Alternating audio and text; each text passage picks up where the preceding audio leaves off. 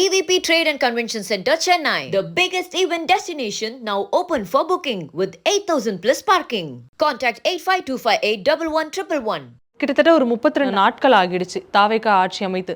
இன்ன வரைக்கும் திமுக காரர்கள் ஒரு 2 நாளைக்கு முன்னாடி ஒரு வீடியோ ஒன்று பார்த்தா அதில் உள்ளூர் தலைவர் ஒருத்தர் சொல்லியிருந்தாரு, திமுகவுடைய தோல்விக்கு அதிகாரிகள் தான் காரணம்னு. இதெல்லாத்தையும் பார்க்கும்பொழுது இன்னும் அந்த தோல்வியினுடைய ஏற்றுக்கொள்ளும் ஒரு மனப்பக்குவத்திற்குள் அவர்கள் வரவில்லையா அப்படிங்கிற ஒரு கேள்வி இருக்கு. திமுகவுக்கு அந்த மாதிரி ட்ராக் ரெக்கார்ட் இருக்கு.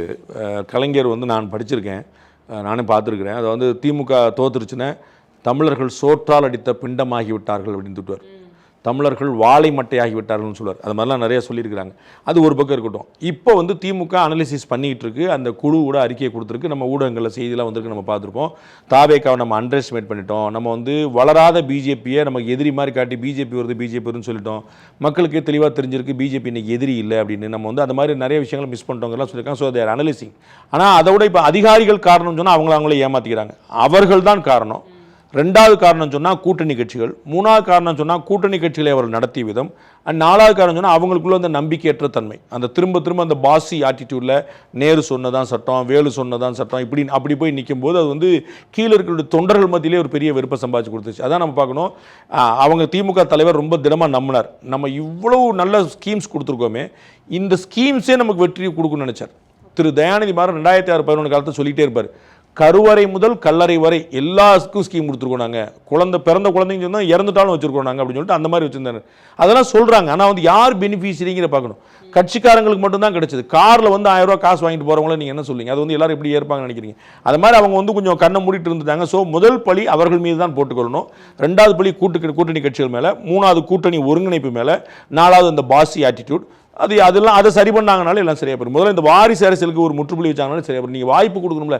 தாவேக்காலையும் பாஜகலையும் சேர்றாங்கன்னு அவங்களுக்கு அடுத்தடுத்த ஸ்பேஸ் கிடைக்குன்னு பார்க்குறாங்க. திமுகவில் புதுமுகங்களுக்கு ஸ்பேஸே கிடைக்காதுன்னு கவலைப்படுறாங்க. புதுமுகமாக இருந்தால் இளைஞர் நீங்கள் சொல்வீங்க, அவர் ஒரு வாரிசாக இருப்பார். நீங்கள் அன்பில் மகேஷ் பொய்யாமல் இளைஞர் இல்லையா, உதயநிதி இளைஞர் இல்லையா, ஒரு கௌதம சிகாமணி இளைஞர் இல்லையான்னு, எல்லாம் இன்னொருத்தருடைய பையன் ஐபி செந்தில்குமார் இளைஞர் இல்லையான்னு, எல்லாம் ஒவ்வொருத்தருடைய பையங்க. அப்போ நீங்கள் அதை இளைஞர் லிஸ்ட்டில் நீங்கள் சேர்க்க முடியாதுன்னு புரிஞ்சுக்கணும். அந்த ரிலேஷன்ஷிப்பை 2 பேருமே நல்லா மெயின்டைன் பண்ணாங்களே, 2 பேருக்குமே லாபம் தான் நினைக்கிறேன். டிஎம்கேவோட ஜென்சி அரசியல் எப்படி பார்க்குறீங்க? ஏன்னா அங்கங்கே கூட்டம் போட்டு எல்லாரும் பேசிகிட்டு இருக்காங்க. தாவேகாவுடைய வெற்றிக்கு ஜென்சி இளைஞர்களுடைய வாக்குகள் தான் காரணம், நாங்களும் ஜென்சி அரசியலை மேற்கொள்ள போகிறோம்னு சொல்லி அவங்க ஒரு காலத்தில் குதிச்சிருக்காங்க. எப்படி பார்க்குறீங்க? ஏர்போர்ட்டுக்கு செல்ல வேண்டுமா? ஏர்போர்ட்டிலிருந்து சொந்த ஊருக்கு செல்ல வேண்டுமா? ஒரு வழி கட்டணம் மட்டுமே.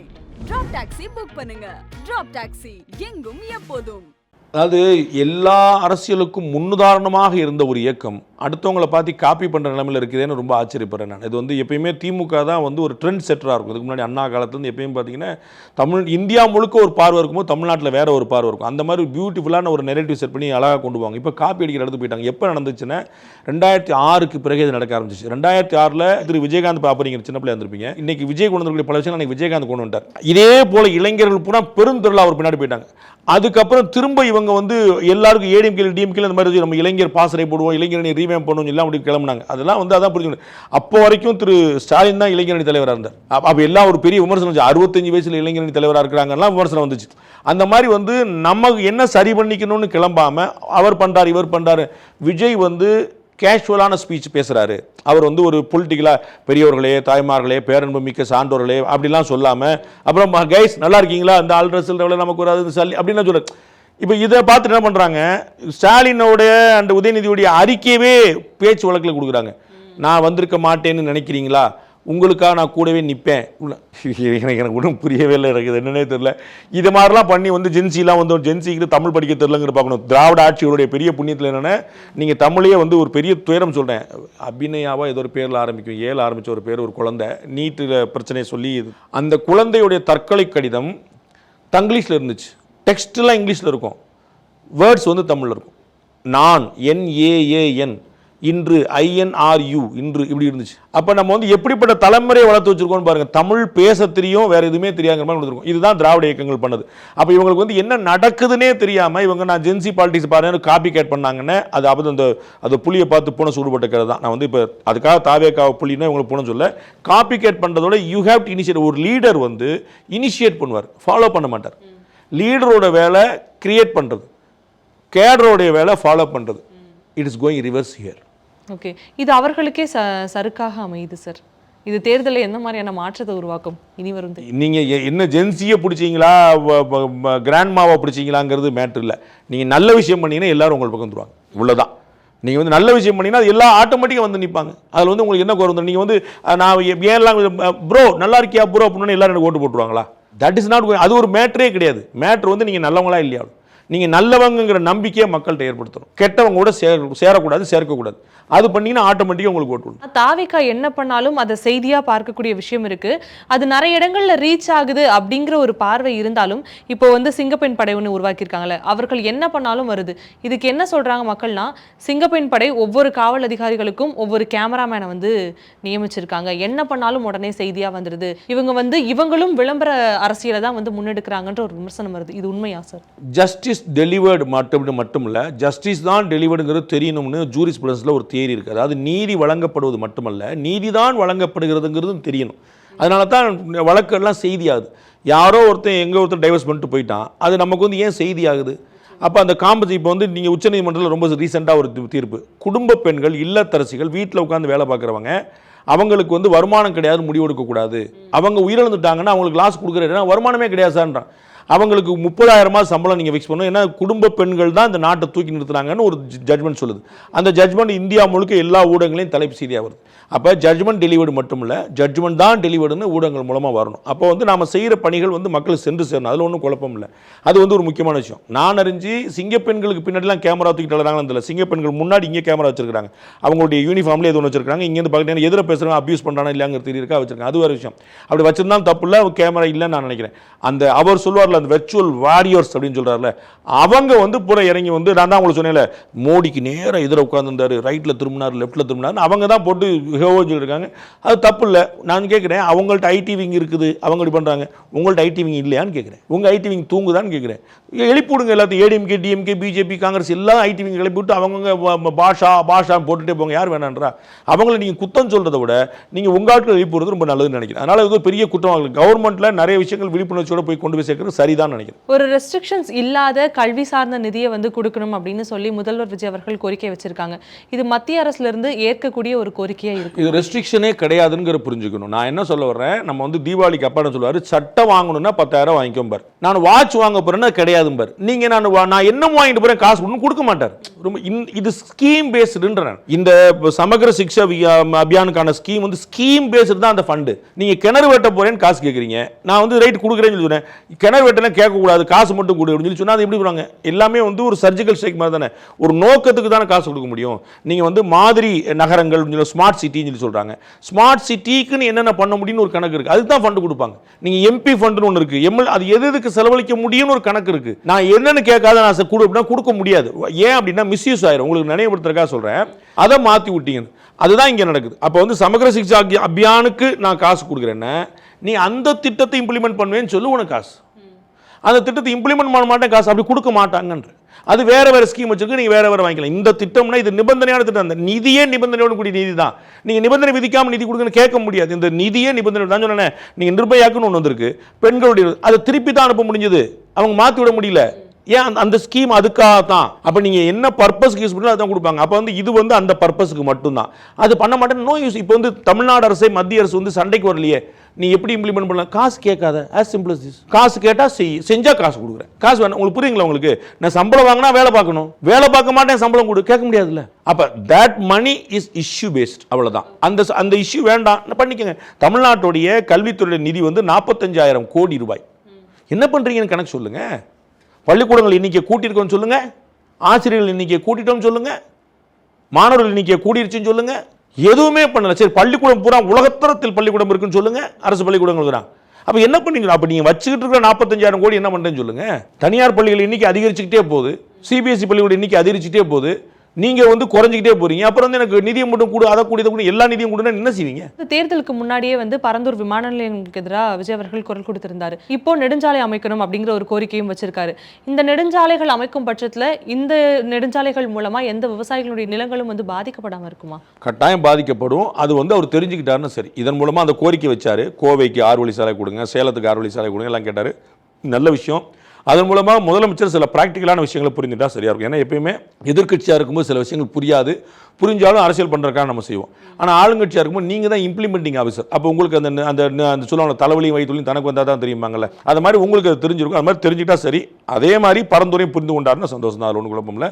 நீங்கள் நிலம் கையகப்படுத்தாமல் வளர்ச்சி கொண்டு போக முடியாது. நீங்கள் ஒரு பேலன்சிங் ஆக்ட் பண்ணணும். தமிழ்நாட்டில் வந்து வனப்பகுதிகள் அதிக நிறைந்த மாநிலமாக இருக்குது இந்தியாவில், அது வந்து குழப்பம் இல்லை. அதையும் வளர்த்துக்கிட்டே ஒரு பேரில் நீங்கள் இந்த பக்கம் ஒரு மரத்தை வெட்ட வேண்டியிருக்கும், இந்த பக்கம் ஒரு சாலை போட வேண்டியிருக்கும். அப்போ நம்ம என்ன செய்யலாம், இந்த மரத்தை வெட்டாமல் இந்த மரத்தை அகற்றி இன்னொரு இடத்துல நடுவுன்னு பண்ணலாம். டெக்னாலஜி வந்துருச்சு, நீங்கள் அந்த மாதிரி யோசிக்கணும். ஸோ நிலம் கையகப்படுத்த வேண்டியிருக்கும். அவங்களுக்கு கூடுதலான நிதி கொடுங்க. 10 வழிச்சாலை வந்தபோதோ, கொண்டு சேலம் சென்னை 10 வழிச்சாலை வந்தபோதோ, பரந்தூர் மாநிலத்திலேயோ சென்ட்ரல் கவர்மெண்ட் கொடுக்குற காம்பன்சேஷன் நீங்கள் கேள்விப்படணும். ஒரு நிலத்துக்கு மட்டும் காசு கிடையாது, நிலத்தில் இருக்கக்கூடிய கிணத்துக்கு காசு, அதில் இருக்கக்கூடிய தென்னை மரத்துக்கு காசு, அதில் இருக்கக்கூடிய வாழை மரத்துக்கு காசு, அதில் இருக்கக்கூடிய கோழிக்கு காசு. சார் நான் இங்கே 15 கோழி வளர்த்துருந்தேன்னா 15 கோழி கணக்கு காசு. இதை மாதிரி வச்சுட்டு வந்து பாட்டு விட்டு காம்பன்சேஷன் அவ்வளோ. ஏன்னா அது வந்து முதலமைச்சராக திரு நரேந்திர மோடி அவர்கள் இருந்தாருங்கனால அவருக்கு இந்த நிலம் கையகப்படுத்துகிற உள்ள சேலஞ்சு தெரியும். ஏன்னா அவர் அகமதாபாத் மாதிரி பெரு நகரங்கள்லேயே வந்து நிலம் கையகப்படுத்தினவர். அதன் மூலமாக அமராவதி நதி உட்பட பல விஷயங்களை வந்து தூர்வாரி நிறைய விஷயங்கள் டெவலப் பண்ணவர். அவருக்கு இந்த ப்ராப்ளம் தெரியும்.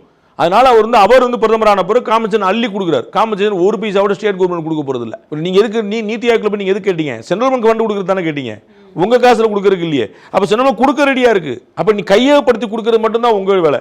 காசு கொடுக்குறப்ப சென்ட்ரல் கவர்மெண்ட் வேலை. பரந்தூர் விமான நிலையத்துக்கு 10 பைசா கவர்மெண்ட் செலவு கிடையாது. யாருக்குங்க? ஸ்டேட் கவர்மெண்ட்டுக்கு. 100 ரூபா செலவழிச்சாலும் 100 ரூபாய் சென்ட்ரல் கவர்மெண்ட் காசு. உங்களுக்கு என்ன சிரமம்? கையகப்படுத்தி கொடுக்கணும், அந்த மக்களை கன்வின்ஸ் பண்ணணும். அப்பதான் இப்ப நீங்க NLC இருக்குது, NLCல எத்தனை கிராமங்களுக்கு கொண்டு வரப்பட்டிருக்கு. வைரமுத்து கவிதையில் சொல்றாரு, அவருடைய இதுவரை நான் புத்தகத்தில் சொல்றாரு, இன்னைக்கு வைகை டேம் இருக்கிற அந்த நீர்பிடிப்பு பகுதியில் தான் அவருடைய வீடு இருந்துச்சு. இன்னைக்கு ஒரு வீடு கிடையாது, முங்கிருச்சு. அப்படி சில தியாகங்கள் செஞ்சு தான் ஆகணும். NLC இருக்கும்போது அந்த இடத்துல பல கிராமங்கள் இருந்துச்சு. இன்னைக்கு அங்கே நிலக்கரி சுரங்கம் மட்டும்தான் இருக்குது. அப்போ நீ நிலக்கரி சுரங்கம் வேணுமா வேண்டாமா? அதுவும் சேர்ந்தானே வேணும். அப்ப நீங்க முதலமைச்சர் நேற்று எதிர்ப்பு தெரிவித்தவர் இன்று புரிந்து கொண்டால் சரி. இவங்க வந்து திமுகவுடைய தோல்வியை கண்டறியறதுக்கு கிட்டத்தட்ட 36 பேர் கொண்ட குழு மூலமா ஒரு எல்லாமே டிஸ்கஷன் எல்லாம் போச்சு. இதுல அதிமுக எந்த ஒரு போட்டியிலுமே பங்கேற்காம அவங்களா தங்களை புறக்கணிச்சுட்டு போறாங்களோ அப்படிங்கிற ஒரு நிலைப்பாடு இருக்கு. அவங்க வந்து பவுன்ஸ் பேக் ஆவாங்கன்னு நினைக்கிறேன். அவங்க எப்படி செய்யறாங்கன்னு பார்க்கணும். அது வந்து ஒரு பெரிய தோல்வி தான், பெரிய இழப்பு தான். ஆனால் ஈடு செய்ய முடியாத இழப்பு இல்லை, இர்ரிப்பேரபிள் லாஸ் இல்லை, தே கேன் மேனேஜ். இதற்கு முன்னாடி வரல. ஆனால் இங்கே பெரிய வந்து ட்ரஸ்ட் டெஃபிஷியன்சி ரொம்ப பெருசாக இருக்குது. அதாவது தலைமை நிர்வாகிகள் மீதும் நிர்வாகிகள் தலைமை மீதும் ஒரு பெரிய நம்பிக்கை வைக்கல. அவங்க வந்து என்னுடைய கணக்கில் ஒரு ஆஃப் த ரெக்கார்டாக ஒரு மீட்டிங் போடணும், உட்காந்து கேஷுவலாக என்னப்பா பண்ணுறீங்கன்னு ஒரு அஃபீஷியலாக சரிங்க அப்படிங்கிற மாதிரி ஒரு ஃபார்மல் மீட்டிங்காக இல்லாமல் எல்லாரையும் பர்ஸ்டாக விடணும். எல்லாருமே வந்து ஒரு மனசில் இருக்கக்கூடிய குமரெல்லாம் கொட்டி தீர்க்கிறதுக்கு அளவு பண்ணணும். இஃப் ஐம் நாட் ராங், நல்ல ஒரு பேர் மறந்துட்டேன், சென்னைக்கு பக்கத்தில் புறநகரில் செங்கல்பட்டு பக்கத்தில் வந்து ஒரு கொலப்பாக்கம் நினைக்கிறேன், if I'm not wrong, Kolapakkam நினைக்கிறேன். அம்மா வந்து ஆட்சியில் இருந்தபோது 96 பெருந்தோல்வி அடைஞ்சிட்டாங்க. அதற்கு பிறகு நிறைய பேர் வெளியே போயிட்டாங்க. ஏடிஎம்ல நிறைய பேர் வெளியே போயிட்டாங்க. பெருந்தோல்வி 96 ஜெயலலிதாவே தோத்தாங்க.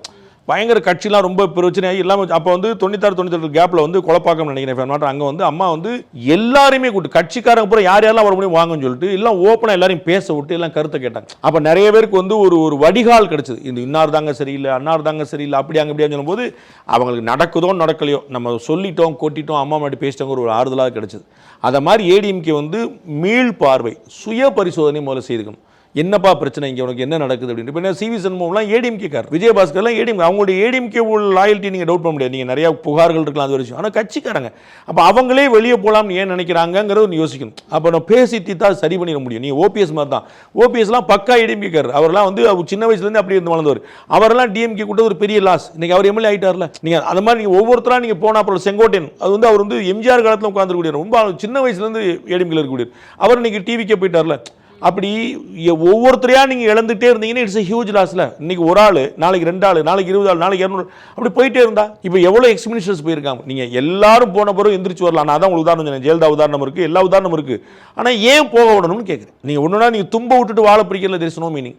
அப்ப ஏடிஎம்கே தன்னை மீள்பார்வை பார்த்து கொண்டால் வாய்ப்புகள் நிறைய இருக்கு. இப்போ சசிகலா, டிடிவி தினகரன் இவங்க எல்லாருமே அதிமுகவிலே ஒன்றிணைந்தாங்கன்னா மீள முடியும், அதற்கான வாய்ப்பு. திருமதி சசிகலா அது முடிஞ்சு போச்சு. அவங்க வந்து ஏடிஎம்கேல சேர்றத பத்தின சாப்டர் கிடையாது, அதுல பேசுறதுல தெர் இஸ் நோ மீனிங். ஏன்னா அவங்க வந்து இப்போ போதா குறைக்கு பல தொகுதியில் ஒரு குறைஞ்சபட்சம் ஒரு 10 தொகுதியிலாவது ஏடிஎம்கே தோல்விக்கே காரணமா இருந்துட்டாங்க.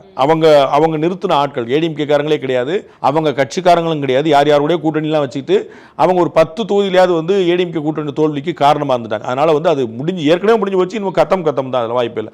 திரு டிடிவி தினகரன் ரொம்ப தெளிவாக சொல்லிட்டாரு, நாங்கள் நட்போடு இருப்போம்னு சொல்லிட்டாரு. அதுவே பெரிய விஷயம், அதுவே போதுமான விஷயம், அவ்வளோ போதும். அந்த இடத்துல நீங்கள் வந்து அது ஒரு தனி குடித்தனம் போன பிறகு நீங்கள் திருப்பி மெர்ஜர் பற்றிலாம் நீங்கள் யோசிக்க இல்லை. நல்ல நட்பு இருக்குது. திரு டிடிவியும் திரு இபிஎஸும் இப்போ அண்டர்ஸ்டாண்டிங் வந்திருக்காங்க. அந்த ரிலேஷன்ஷிப்பை 2 பேருமே நல்லா மெயின்டைன் பண்ணாங்களே, 2 பேருக்குமே லாபம் தான் நினைக்கிறேன். ரொம்ப நன்றி சார்.